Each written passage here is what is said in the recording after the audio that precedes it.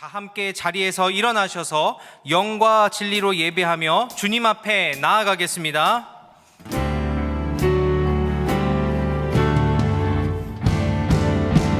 찬양하며 주님을 예배할 때 하늘 가득한 주의 영광 보리라. 나를 통하여 나의 입술을 인하여 주의 이름 높임을 받으소서. 지금 서 있는 이곳에서 높임을 받으소서. 내가 밟는 땅 주님의 땅이니 하늘이 주의 이름 높이 올리며 넓은 바다가 주를 노래해. 모든 만물 주를 경배해. 모든 입술 주를 찬양해. 천지를 만드신 만물을 통치자 높임을 받으소서. 내 평생에 주의 이름 높이며 어느 곳에 서든지 주님을 예배하리라. 내가 받는 모든 땅 아버지의 영광이 선포돼야 하리. 찬양하며 주님을 예배할 때 하늘 가득한 주의 영광 보리라. 나를 통하여 나의 입술을 인하여 주의 이름 높임을 받으소서. 찬양. 나를 통하여 나의 입술을 인하여 주의 이름 높임을 받으소서. 여호와여, 내가 깊은 곳에서 주께 부르짖었나이다. 주여, 내 소리를 들으시며 나의 부르짖는 소리에 귀를 기울이소서. 아멘. 우리의 기도와 부르짖음을 들으시고 은혜 베푸신 하나님 감사합니다. 지난 한 해 동안 단 한순간도 우리를 홀로 두지 않으신 하나님의 사랑을 전심으로 찬양하며 예배하오니 우리의 예배를 받아 주옵소서. 예수님의 이름으로 기도합니다. 아멘. 교회를 세우시고 돌보시며 인도하시는 하나님, 해성교회가 아브라함에게 주셨던 하나님의 말씀을 따라 세상 만민이 우리로 말미암아 복을 받게 되는 축복의 통로가 되게 하시고, 예수님의 지상 명령을 따라 세상에서 힘들고 지친 모든 사람들이 하나님 안에서 풍성한 생명을 누리도록 사랑으로 섬기는 교회가 되게 하여 주옵소서. 우리의 예배와 사역을 통해 하나님의 살아계심이 드러나게 하시고 말씀과 성령으로 사람을 세워가며 하나님의 나라를 꿈꾸는 사도행전적 교회가 되게 하여 주옵소서. 우리의 가정을 통해 믿음의 다음 세대가 자라나게 하시고 교회와 가정, 주일학교와 주중학교, 경신을 비롯한 기독교 사학을 통해 요셉과 다니엘 같은 믿음의 사람들이 배출되게 하옵소서. 우리가 살아가는 이 지역과 이 나라에 공의와 질서 안에서 평안을 허락하여 주시며 아픔과 고통 가운데 있는 모든 사람들에게 치유와 회복을 허락해 주옵소서. 아멘.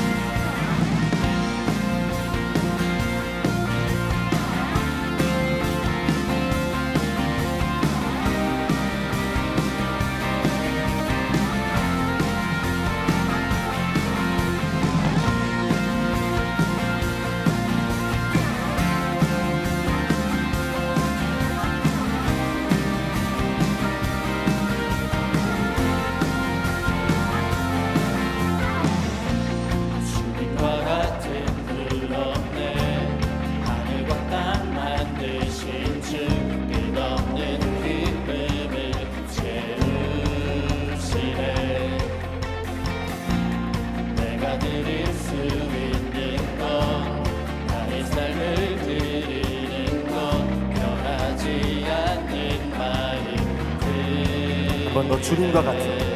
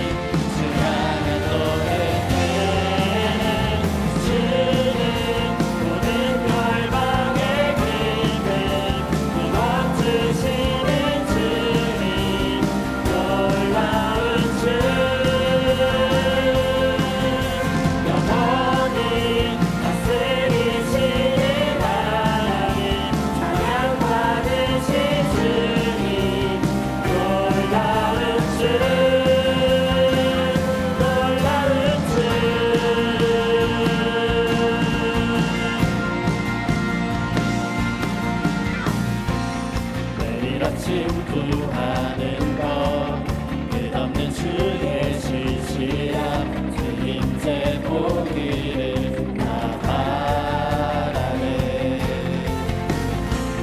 주의 자비와 신실함 나를 자유케 하시니 멈추지 않는 신의 등이네 내 모든 삶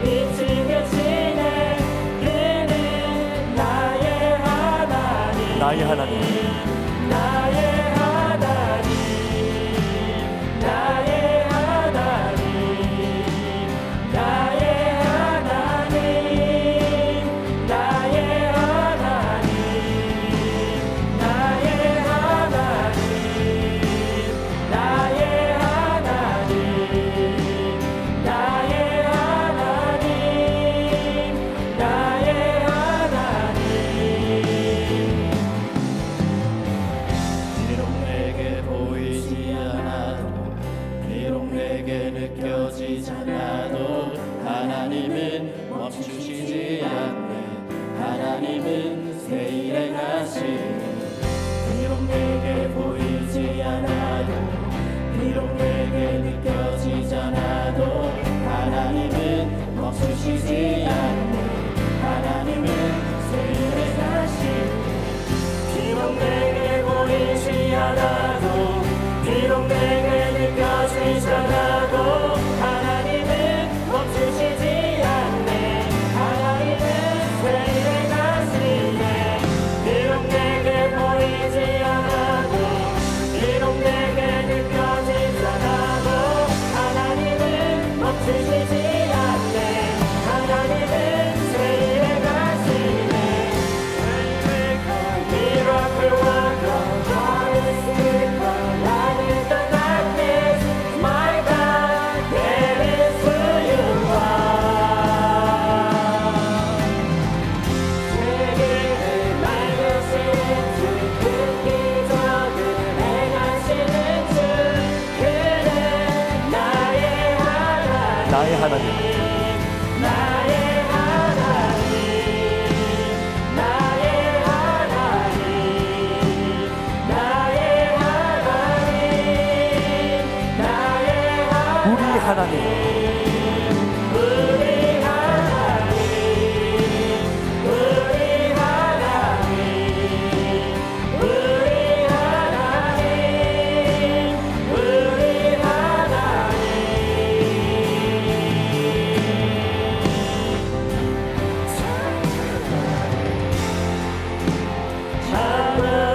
찬양하시오. 영원히 함께하시네. 존귀하신 사랑의 왕, 영원히 통치하시네. 찬양하리 만군의 주, 영원히 함께하시네. 존귀하신 사랑의 왕, 영원히 통치하시네. 주님의 나라와 뜻이 너희 삶 속에 임하시며 주님 알 길을 주만 보기를 소망해.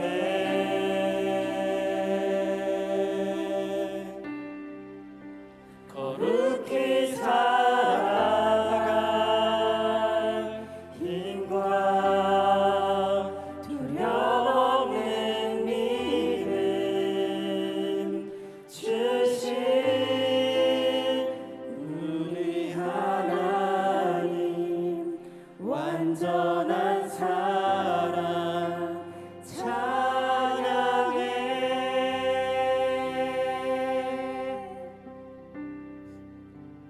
우리 하나님, 완전한 사랑 찬양해.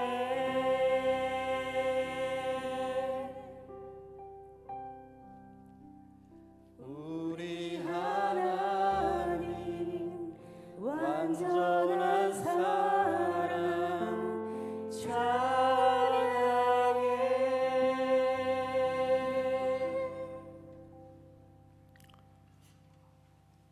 주님, 2023년의 마지막 날을 주님의 날로 맞이하게 하셔서 우리 성도님들 함께 모여 풍성한 예배로 한 해를 마무리할 수 있게 하시니 감사드립니다. 이 시간 지나온 1년의 시간을 돌아보니 부족함과 반성할 것과 회개할 것뿐이며 주님의 은혜가 아니었다면 여기까지 온전히 올 수 없었음을 고백합니다.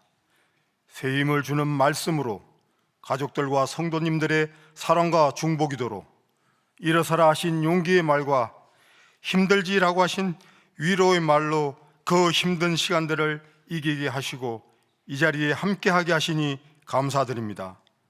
이 세상에 고아처럼 버려진 우리를 모른다 하지 않으시고 독생자 예수 그리스도를 보내사 우리 죄를 사해 주시고 우리를 자녀 삼아 주시고 창조주 하나님을 아버지라 부를 수 있는 은혜를 누리게 하시니 감사합니다. 사랑과 은혜의 감격으로 2024년 새해도 무한 감사와 기쁨으로 살게 하시고 부족한 우리들도 어딘가에서 누군가에게 아버지의 역할을 감당해내는 삶을 살아가게 하여 주시옵소서. 주님, 새해 우리 성도님들 계획하고 기도하고 있는 일들이 있습니다. 이 계획들과 기도가 주님 기뻐하시는 소망과 기도로 온전히 이루어지는 값짓년 새해가 되게 하여 주시옵소서. 새해엔 우리 성도님들의 입술을 새롭게 하사 원망과 불평, 저주의 말이 사라지고 찬양과 감사, 축복의 말이 넘쳐나게 하시고 우리의 입술로 천사들이 흠모하는 찬양과 기도를 크게 올려드리는 새해가 되게 하여 주시옵소서.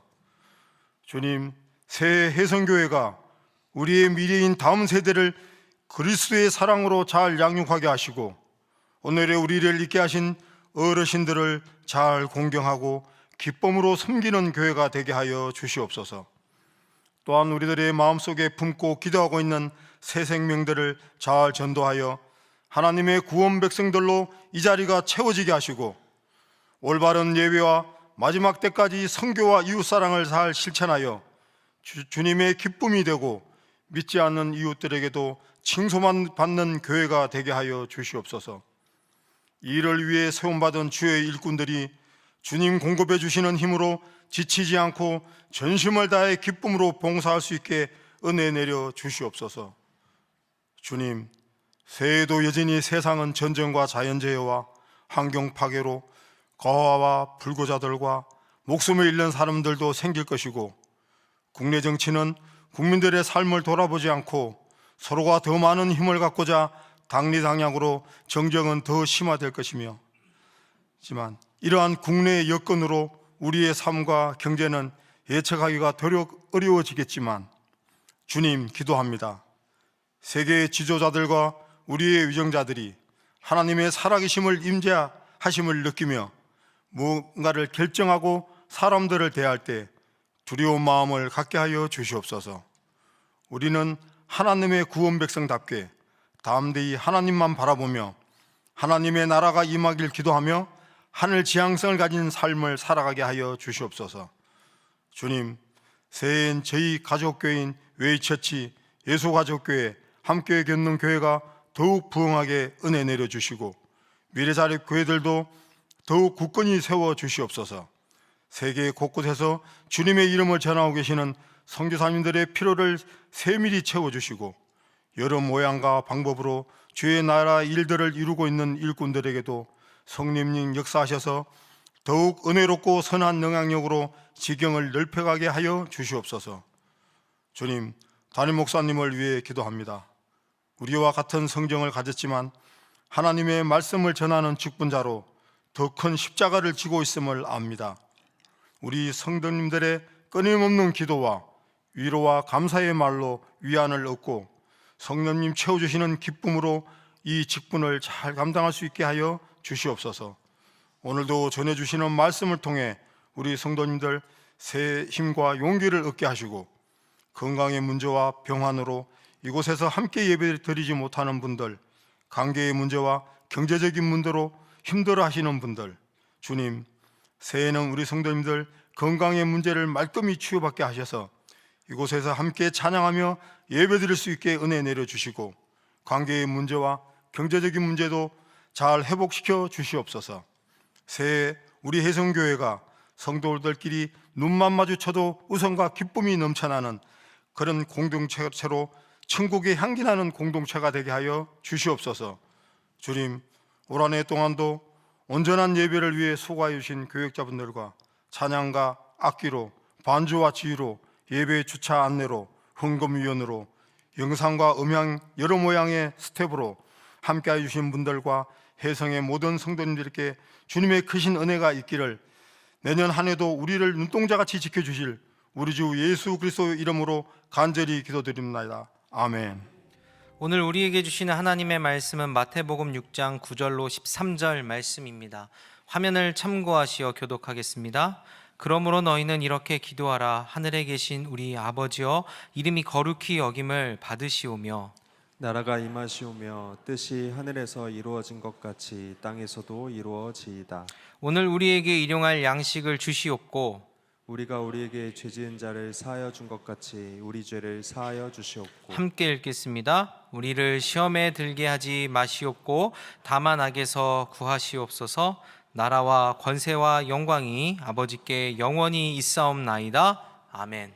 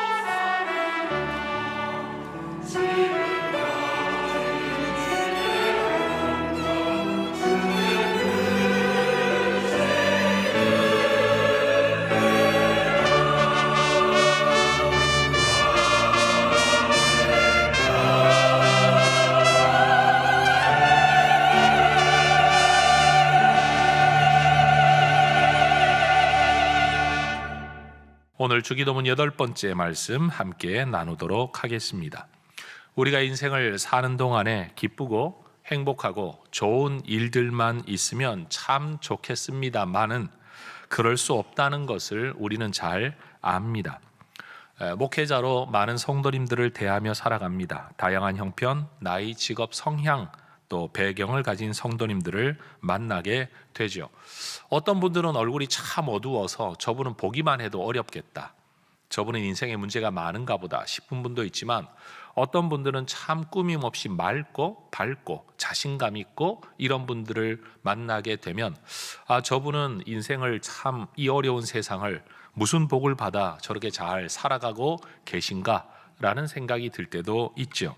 그런데 정작 만나서 대화하고 신방하고 교제하다가 보면 아무리 잘난 분들도 또 잘 나가는 것 같은 분들도 알고 보면 나름대로 말 못할 고민거리를 안고 살아가는 것을 보게 됩니다. 인생 별반 다르지 않습니다. 여러분 피해의식 가질 필요도 없고 나만 고생한다 생각하시지만 아마 옆에 분은 그럴 겁니다. 그건 약과야, 내 이야기 들어봐 라고 분명히 말씀하실 거예요. 어떤 한 성도가 기독교 변증가로 잘 알려진 R.C. 스프롤이라는 목사님에게 이런 질문을 했다고 합니다. 목사님, 착한 사람들에게 왜 그렇게 나쁜 일이 많이 생길까요? 라고 질문을 했습니다. 그때 목사님이 신학자이고 변증가이니까 많은 말을 할 수 있겠지만 그분이 이렇게 대답을 했다고 합니다. 저는 아직 완전하게 착한 사람을 만나보지 못했기 때문에 잘 모르겠습니다. 여러분, 세상에는 힘든 일, 나쁜 일, 고통스러운 일을 만나지 않는 사람도 없지만 또 그런 일을 절대 만나지 않아야 할 만큼 절대적으로 착한 사람도 존재하지 않습니다. 저는 지금 착하게만 살면 고난을 겪지 않는다는 이야기를 하고 있는 게 아닙니다. 반대로 착하든 악하든 사람이라면 누구나 그 나름의 인생의 어려움을 안고 살아갈 수밖에 없다라는 이야기를 하고 있는 겁니다. 여러분, 에덴 동산은 인간이 거주하는 환경 가운데 어떠한 부족함도, 어떤 질병도, 어떤 기근도, 재난도, 전쟁도, 갈등도 없었던 완벽한 삶의 처소였습니다. 그런데 첫사람이었던 아담과 하와는 그 완전한 삶의 자리에서 강제력이나 압박에 의해서가 아니라 스스로의 선택, 스스로 유혹에 빠진 선택에 의해 죄를 범했습니다. 오늘날 사회를 보면서 세상의 모든 문제는 계급의 문제다, 아니면 소유의 문제다, 아니면 분배의 문제다, 많은 이야기들을 하고 있지만 여러분, 에덴 동산에서 무슨 분배의 문제, 무슨 소유의 문제, 무슨 계급의 문제, 무슨 갈등의 문제가 있었습니까? 아무 문제가 없는 그곳에서도 죄가 일어났다는 사실. 오늘날 우리가 살아가는 삶에 분명히 그런 현상들이 존재하기는 하지만 또 그런 잘못된 구조들을 바꾸는 노력들을 우리 그리스도인들이 해야 하기는 하지만 꼭 알아야 될 건 그 모든 문제를 해결한다고 해서 인간 문제가 없어지는 건 아니고 인간의 죄성이 없어지는 게 아니라는 겁니다. 우리가 속해 있는 교단은 여러분 장로교회입니다. 민주적이고 올바른 제도를 만들어 보겠다고 교회는 이렇게 하면 건강할 거라고 제도를 만들었습니다. 질문 드려볼게요. 여러분, 장로교회 문제가 없습니까? 잘 모르시면 대답 안 하셔도 괜찮습니다. 제가 목사로서 말할게요. 문제가 무지 많습니다. 근데 침례교 목사님을 만나 대화를 나눠보니까 마찬가지예요. 감리교 마찬가지예요. 여러분, 신부님하고 만나 대화해봤는데 문제 없을 것 같으세요? 아니에요. 마찬가지예요. 스님들도 골치 아프대요. 여러분, 제가 군목이기 때문에 군대 안에서 다양한 종교의 지도자들을 만나 속 깊은 대화를 나눠봤는데 모두가 인생의 문제를 가지고 있고 제도의 문제를 가지고 있고 아무리 제도를 잘 만들어도 극복될 수 없는 인간의 속마음과 본성의 문제는 해결이 안 되더라라는 거예요. 오늘 살펴볼 기도의 문장에서 예수님은 우리에게 시험에 들지 않도록 악함에서 건져주시기를 기도하라고 가르치십니다. 우리가 시험에 들지 않도록 또는 악에서 구해달라고 하나님께 기도하는 건 하나님이 우리를 시험에 들게 하고 우리를 악에 빠지게 하기 때문이 아닙니다.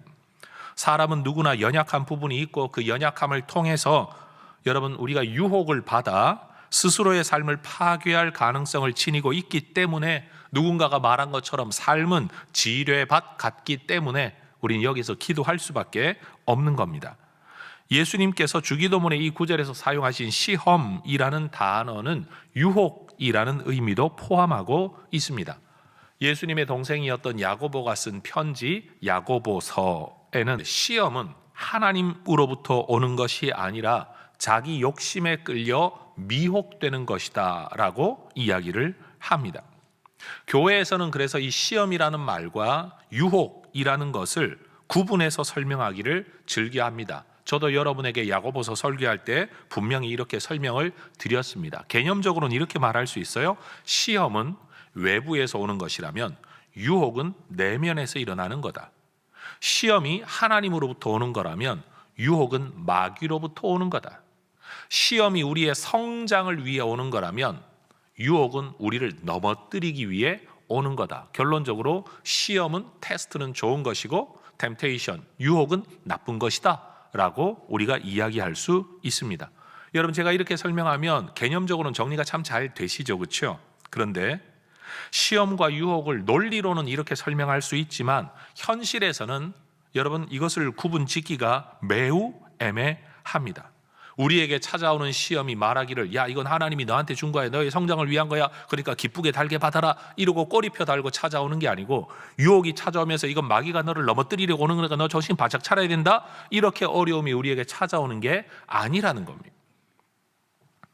시험이 되었던 유혹이 되었던 우리 삶에 찾아오는 문제라는 것들은 우리가 모두가 감당하기가 쉽지 않습니다.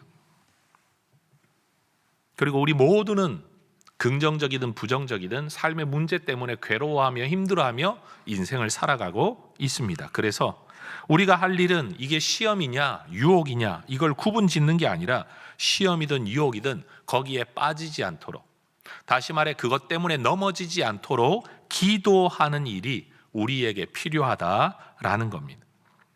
여러분, 예수님은 사람들에게 인정받고 환영받고 박수받는 그 시점에서 벌써 자신이 이방인들에게 넘겨져 희롱당하고 능욕당하고 침뱉음당하고 채찍질당하고 결국에는 죽임당할 것이라고 예언하셨습니다.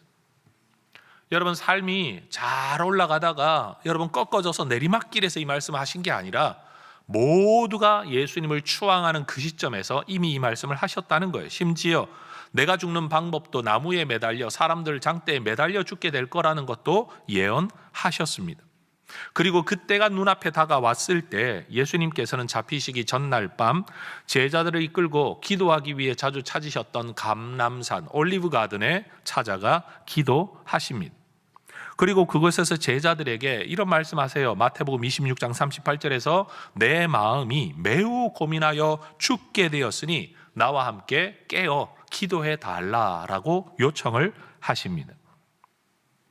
여러분, 예수님께서 이 말씀을 하셨다라는 게 참 이해가 안 되죠. 따라 하십시다. 내 마음이 매우 고민하여 죽게 되었으니.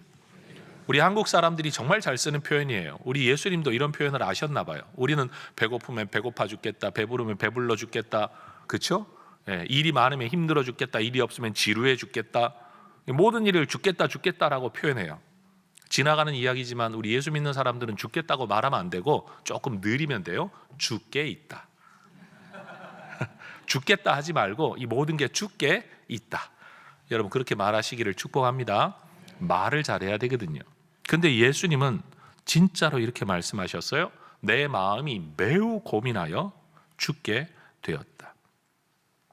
주님도 이런 말씀을 하실 만큼 삶이 힘드셨다는 것이 여러분에게 위로가 되실 수 있기를 바랍니다. 그런데 그때 제자들에게 깨어 있어 달라라고 마태는 그 내용만 기록하는데 똑같은 사건을 기록하는 누가는 예수님이 깨어 있어라라고 말할 때 뭘 기도하라고 했는지 그 내용을 가르치시죠. 따라하십시다. 유혹에 빠지지 않게. 다시 말해 깨어 있어 기도해야 되는데 뭘 기도해야 되냐면 너희가 유혹에 빠지지 않도록 기도하라라고 말씀하시고는 돌 던질 만큼의 거리에 떨어져 예수님도 기도하십니다. 그리고 그 기도의 내용이 마태복음, 누가복음 모두의 동일한 내용이죠. 내 아버지여 만일 할만하시거든 이 잔을 내게서 지나가게 하옵소서. 여러분, 이 기도는 단순히 예수님이 나 십자가 지기 싫어요 이렇게 기도하고 있는 내용이 아닙니다.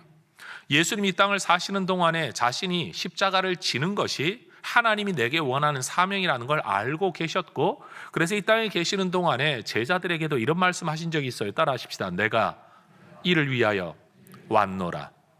이 말씀도 계속 하셨어요. 다시 말하면 예수님은 알고 계셨고 그것을 결심하고 계셨고 말로도 하시면서 가르치시면서 나는 이 방향을 위해 가고 있다라고 스스로 하셨던 그분이 오늘 이 겟세마네 동산에서 기도하실 때는 뭐냐? 아버지여 만일 할만하시거든 이 잔을 내게서 지나가게 하옵소서 기도하는 겁니다. 사명으로 알고 있었던 그 일, 각오하며 살아왔던 그 일이 예수님 편에서는요, 시험이 된 거예요. 유혹이 된 거예요. 고민하여 죽게 될 만큼의 유혹이 된 겁니다. 왜요? 이것이 유혹에 빠지지 않기 위해 예수님은 땀방울이 핏방울이 되도록 간절하게 처절하게 기도하십니다. 왜 예수님은 이것을 유혹으로 받으셨느냐? 예수님이 이 문제 앞에서, 이 상황 앞에서 유혹에 빠지지 않기 위해 처절하게 땀방울이 핏방울이 되도록 기도했던 이유는 도대체 뭐냐? 예수님이 가지고 계셨던 자유의지 안에서, 예수님이 가지고 계셨던 능력 안에서 이 길이 아닌 다른 길을 선택할 수 있는 힘이 예수님 앞에 있는데, 예수님은 내가 이 힘을 잘못 사용하지 않도록 아버지의 뜻을 따라 선택할 수 있도록 기도하고 계셨던 겁니다.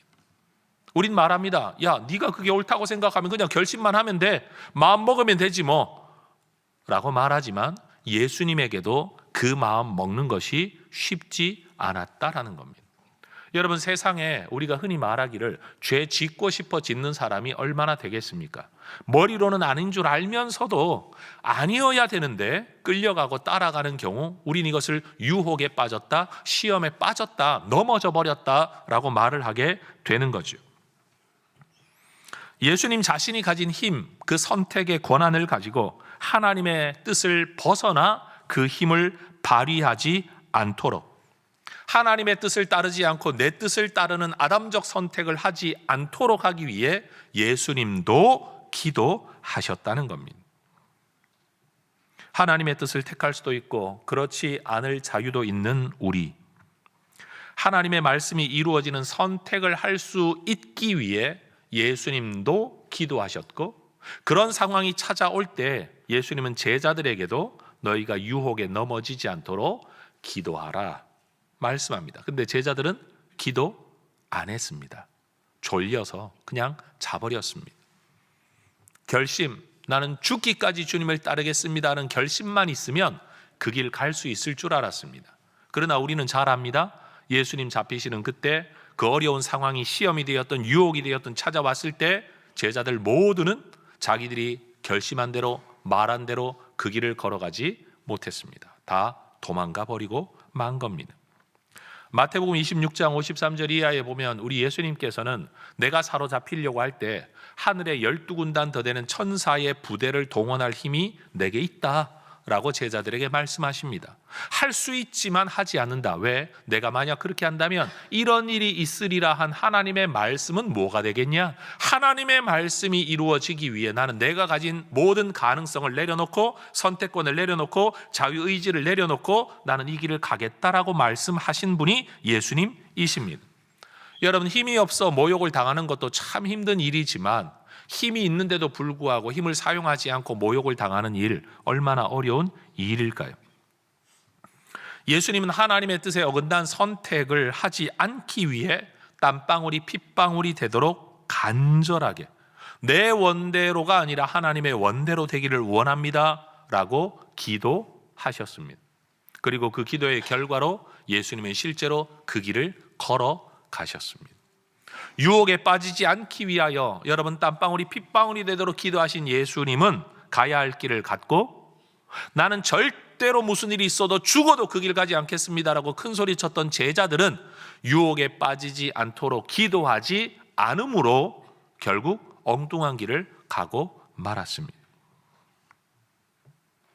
예수님께서도 이 아담적 선택을 하지 않기 위해 이렇게 간절히 기도하셔야만 했다면 오늘 우리야 뭘 더 말하겠습니까?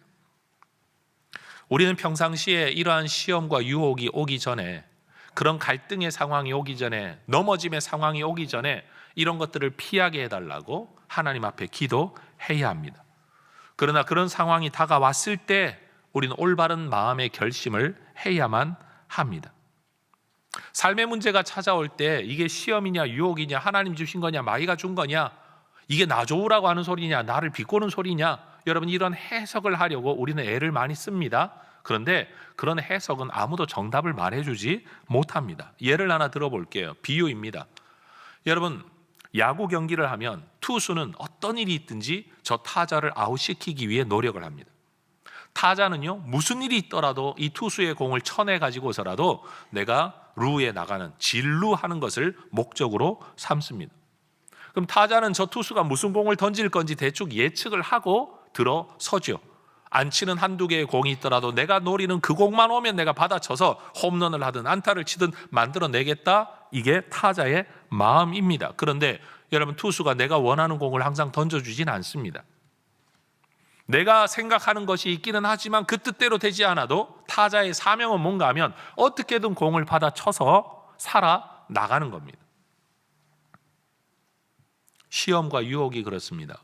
내 인생에 찾아오는 문제라는 공이 내가 예측할 때 내가 원하는 방법으로 내가 원하는 속도로 내가 원하는 코스로 날아 들어오면 얼마나 좋겠습니까? 근데 삶은 그렇지 않죠.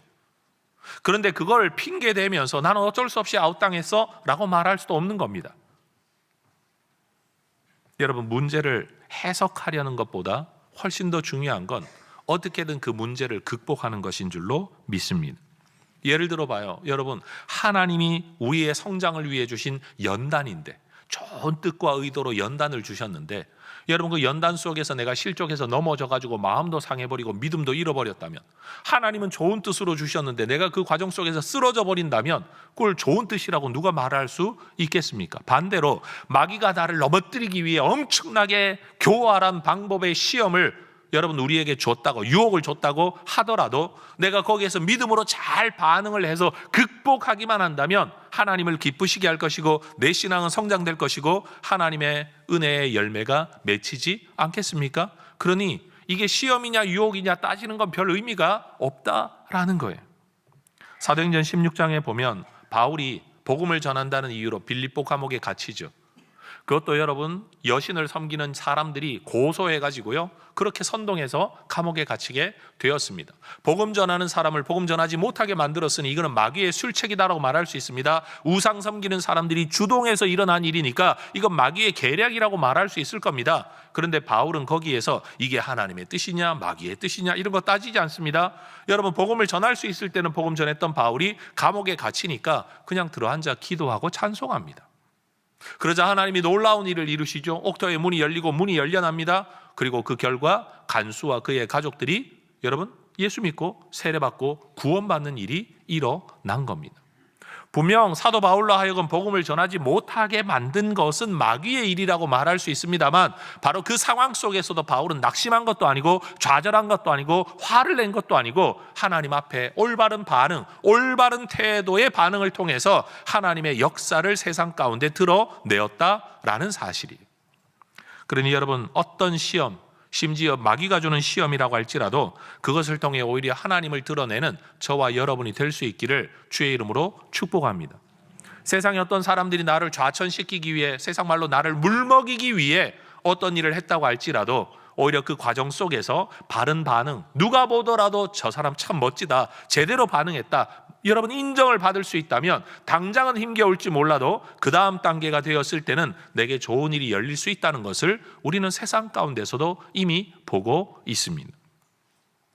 그러니 시험에 들게 하지 마옵시고 라는 기도에는 단순히 유혹에 빠지지 않게 해주세요, 문제는 만나지도 않게 해주세요 라는 기도만 있는 게 아니라 바로 어떤 상황, 내가 기도하고 있는 그런 상황을 만나더라도 내가 이걸 극복하고 이기고 돌파하고 승리하게 해달라라는 또 다른 의미가 이 기도 안에 담겨 있는 겁니다. 여러분 흐르는 시냇물 위에 떨어진 낙엽은 자기는 가만히 있다고 하지만 사실은 가만히 있는 게 아니죠. 물결 따라 떠내려 갑니다. 우리 인생도 그렇습니다. 여러분, 우리는 어쩔 수 없이 세상의 풍조를 따라 세상 사는 대로 우리가 살아가고 있습니다. 외부의 힘이 우리를 붙들어 주지 않으면 우리는 흘러 떠내려가는 존재입니다. 여러분, 세상 모든 사람들이 이 아담적 선택을 하며 아담적 삶을 살아가며 이 인생을 살아가고 있는데, 여기에서 여러분, 우리가 그런 삶을 살지 않으려면 외부에서 누군가 우리를 붙들어 주어야만 떠내려가지 않을 수 있습니다. 물결보다도 더 강한 힘으로 말이에요. 그래서 예수님께서는 이 구절의 후반부에서 악에서 구하시옵소서라는 기도를 합니다. 더 정확하게 번역하면 악한 자에게서 우리를 구해달라라는 기도입니다. 악한 자가 누구일까요? 말 그대로 마귀입니다. 여러분, 세상은 단순히 살다가 보니까 힘들어졌다, 이게 아닙니다. 실제로 악한 세력, 여러분, 악한 자가 존재합니다. 베드로전서 5장 8절은 말합니다. 근신하라, 깨어라, 너희 대적 마귀가 우는 사자같이 두루다니며 삼킬 자를 찾고 있다. 우리의 삶에는 사탄의 시도가 존재합니다. 기억하십시오. 우리가 하나님의 친구가 되려고 한다면 마귀는 우리의 원수가 될 겁니다. 우리가 마귀의 친구가 되려고 한다면 하나님이 우리의 원수가 될 것입니다. 여러분, 이것이 성경이 말하고 있는 영적 세계입니다.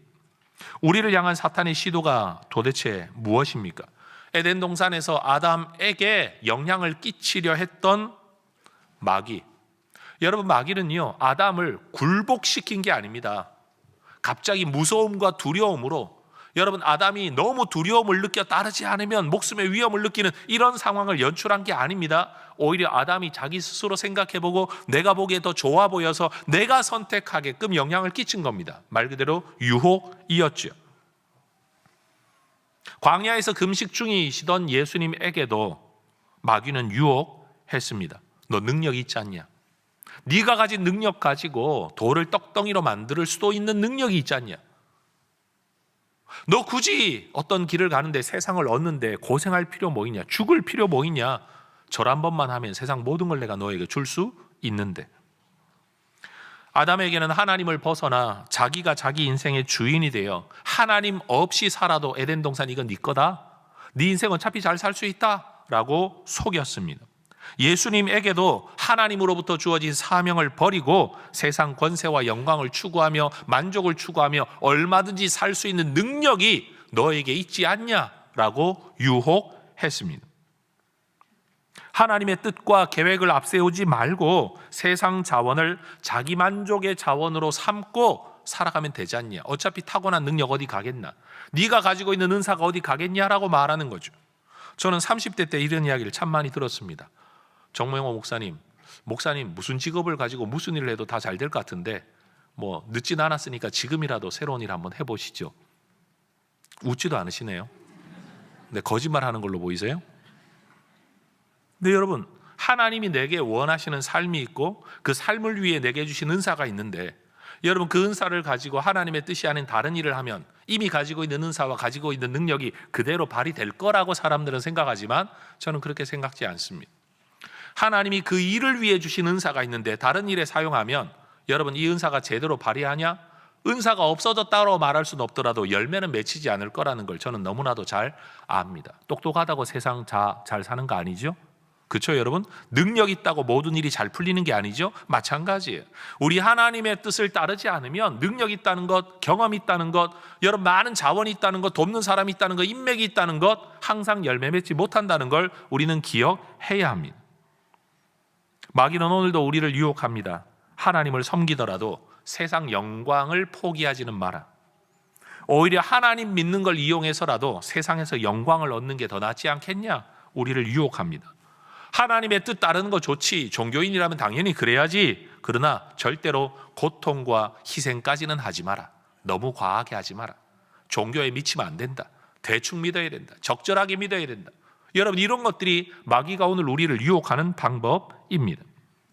우리는 이 주기도문의 마지막 결어가 나라와 권세와 영광이 영원히 아버지의 것입니다 라는 고백을 하게 될 겁니다. 그런데 여러분, 마귀는 우리에게 뭘 요구하느냐? 나라와 권세와 영광이 영원히 내 것이라고 말해라. 그런 삶을 살아가라 라고 말하는 겁니다. 여러분, 우리의 삶에는 아직도 사탄의 영향력이 남아있다는 사실을 꼭 기억해야 합니다. 물론 성경이 말하는 것들보다도 훨씬 더 과대 해석할 필요는 없습니다. 예를 들어 마귀의 능력이 모든 삶에 미쳐가지고 우리를 좌지우지하는 것처럼 여길 필요도 없고 없는 것처럼 생각하는 것도 잘못입니다. 사탄과 귀신을 너무 강조하면요, 우리가 해야 될 책임에 대해서 회피하고 약화시키는 잘못을 범할 수 있습니다. 오늘날 우리가 살아가는 이 한국 땅의 개신교 교단, 교파 가운데 이단이 하나 있죠. 무슨 일이 있더라도 전부 다 귀신 탓이라고 말하는 이단들 말입니다. 여러분, 그들은 악한 일만 있으면 다 귀신 탓으로 돌리는데, 여러분 감기만 걸려도 귀신 탓이래요. 근데 여러분, 이 감기라는 거 마스크만 잘 쓰고 손발만 잘 씻어도 안 걸릴 수 있는 거 아닙니까? 여러분, 마귀가 그러면 마스크보다 약하고 비누보다 약한 건가요? 여러분, 우리가 살아가야 될 일상의 삶의 책임들이 있고 삶의 원리들이 있습니다. 내가 당연히 조심하면 조심하는 것만큼의 삶을 살게 되는 것이고, 조심하지 않으면 그만큼 위험에 노출되는 겁니다.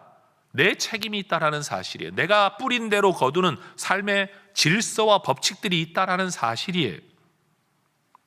예수님은 주기도문에서 우리 인생들이 모든 시험과 유혹의 근원이 되는 악한 세력으로부터 보호받을 수 있는 유일한 힘은 오직 하나님으로부터 오는 거라는 것을 가르치고 있어요.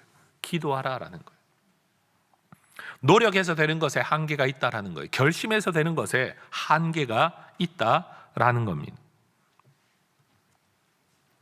우리 삶에 찾아오는 어려움, 그 어려움의 때 또는 어려움의 정도, 어려움의 방법을 우리가 결정할 수 있으면 얼마나 좋을까요?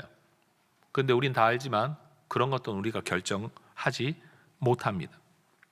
그래서 주기도문을 우리가 하나님 앞에 기도해야 되는 이유는 어떤 문제가 언제 어떻게 내게 찾아올지 모르기 때문에 미리 기도로 준비하는 것이고, 내 힘으로 극복할 수 없는 일이기 때문에 주의 도우심을 간구하는 것이고, 어떤 문제를 만나더라도 내가 믿음의 방법으로 대응해야 된다라고 자기 스스로를 교육하는 하나의 방법인 거예요. 악에 빠지면 안 된다. 절대 시험에 넘어지면 안 된다라는 거죠. 그래서 하이델베르크 요리문답 127문에서는 주기도문의 이 문장에 대한 의미를 이렇게 설명을 합니다.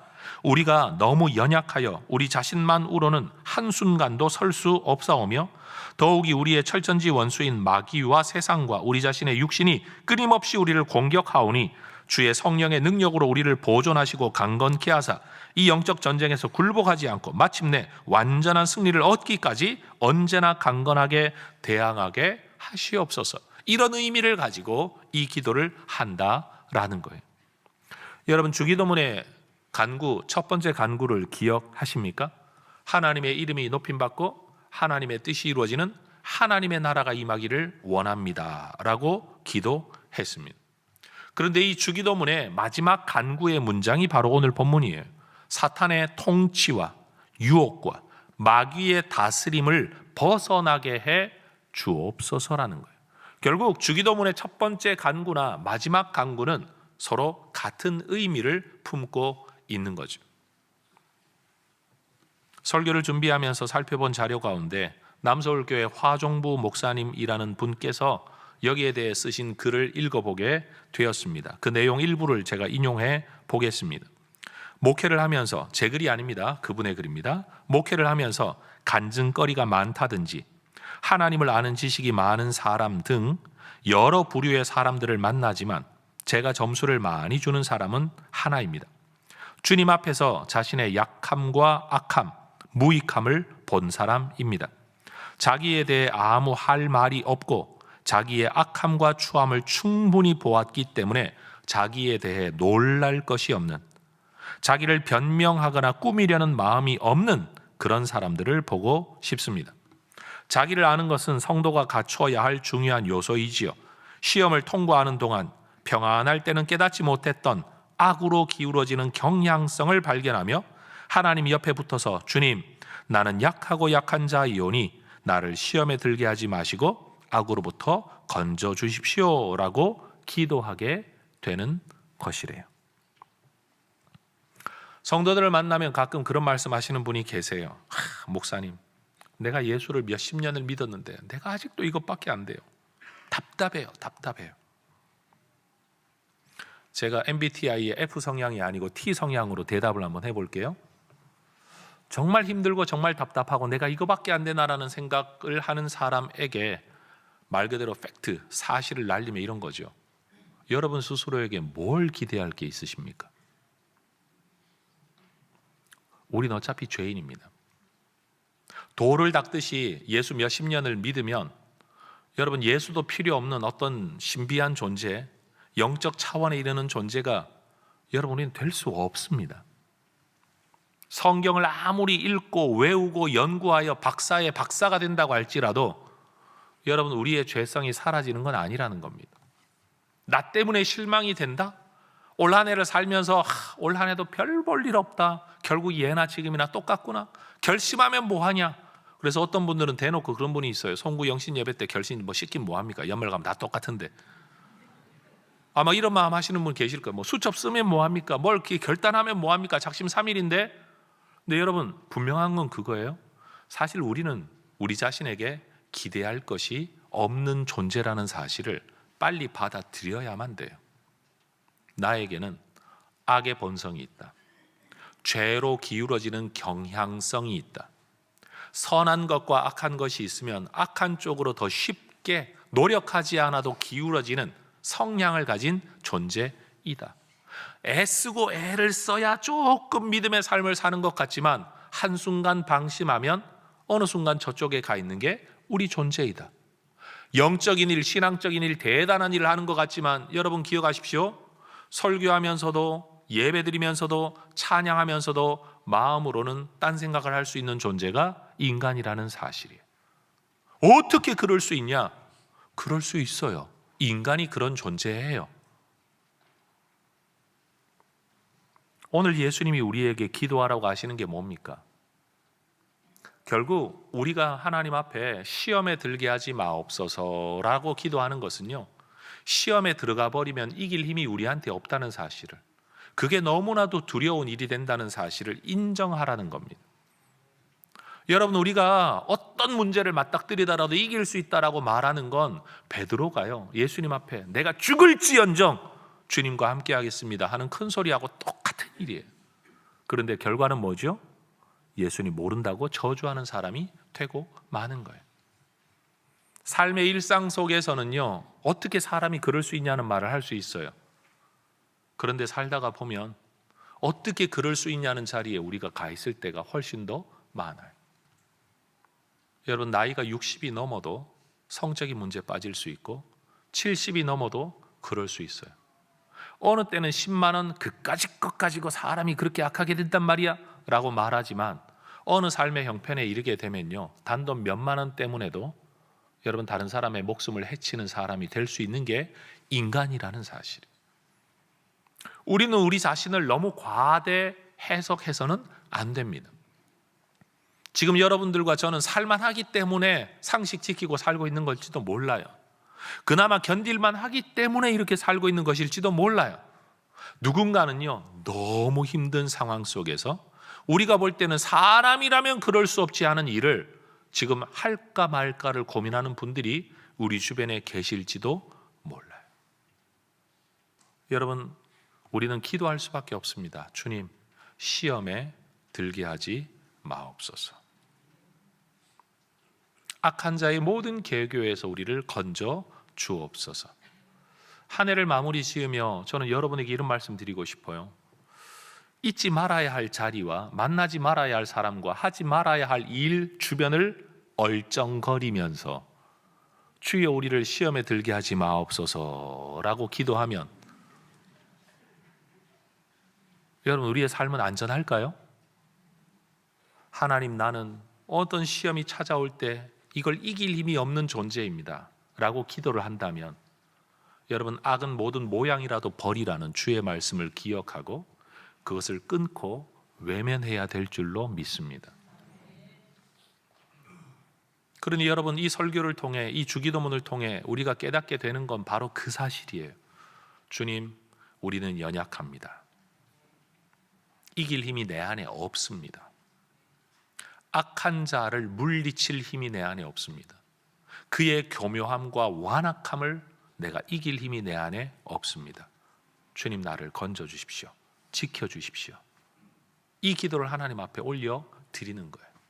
심히 고민하여 죽게 되셨던 예수님조차도 기도를 통해, 땀방울이 핏방울이 되는 기도를 통해 그 힘을 얻어 그 결정을 할 수 있었다면 오늘 우리는 어떻게 해야 되겠냐는 거죠. 사람이 마음만 먹으면 그렇게 살아야지, 맞는 말이죠. 그러나 우리는 압니다. 맞는 말대로 사는 사람이 얼마나 될까요? 그래서 우리는 기도하는 겁니다. 우리의 연약함을 알고, 이 세상의 험난함을 알고, 마귀의 간악함을 알고 하나님 앞에 엎드려 주여 우리를 시험에 들게 하지 마시옵고 다만 악에서 구하시옵소서. 하나님 앞에 늘 기도하는 우리 모두가 될 수 있기를 주의 이름으로 축복합니다. 기도하겠습니다. 하나님, 자신의 악함과 약함과 추함을 직면했기 때문에, 보았기 때문에 더 이상 나에 대해서 낭망할 것도 없고 놀랄 것도 없고 변명할 것도 없고 남에게 잘 보이려고 꾸밀 것도 없는, 그저 은혜가 필요합니다. 나는 죄인입니다. 주님의 도움만이 나를 이 믿음의 길로 걷게 합니다. 말할 수 있는 담백한 신앙을 가진 하나님의 사람들이 되기를 원합니다.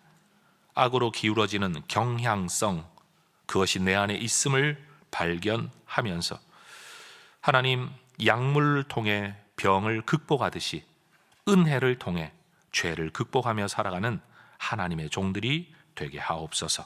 예수님 이름으로 기도합니다. 아멘. 자리에서 일어나 찬송하며 봉헌하겠습니다.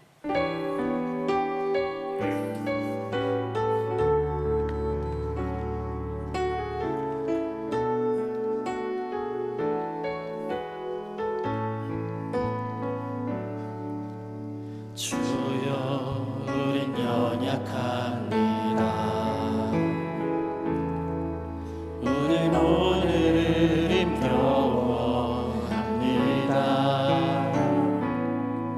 주 뜻 이루며 살기엔 부족합니다. 우린 연약합니다. 주여 우린 넘어집니다. 오늘 하루 또 실수합니다. 주의 긍휼을 구하는 죄인입니다. 우리 주만 바라봅니다.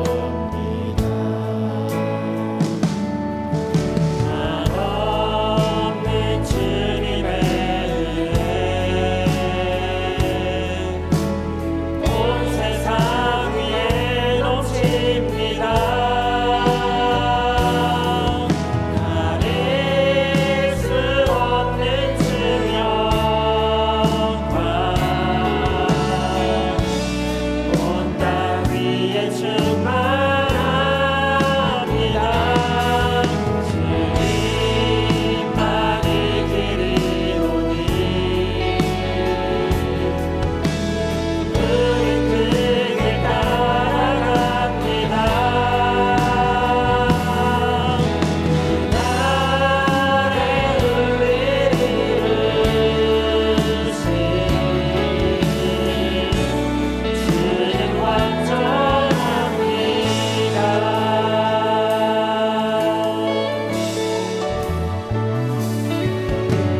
주여 우린 연약합니다.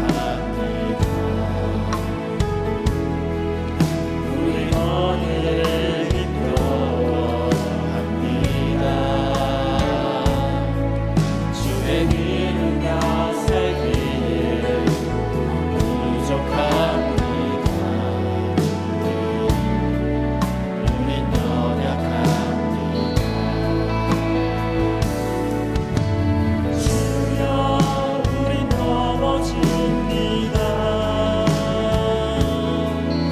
오늘 하루도 실수합니다.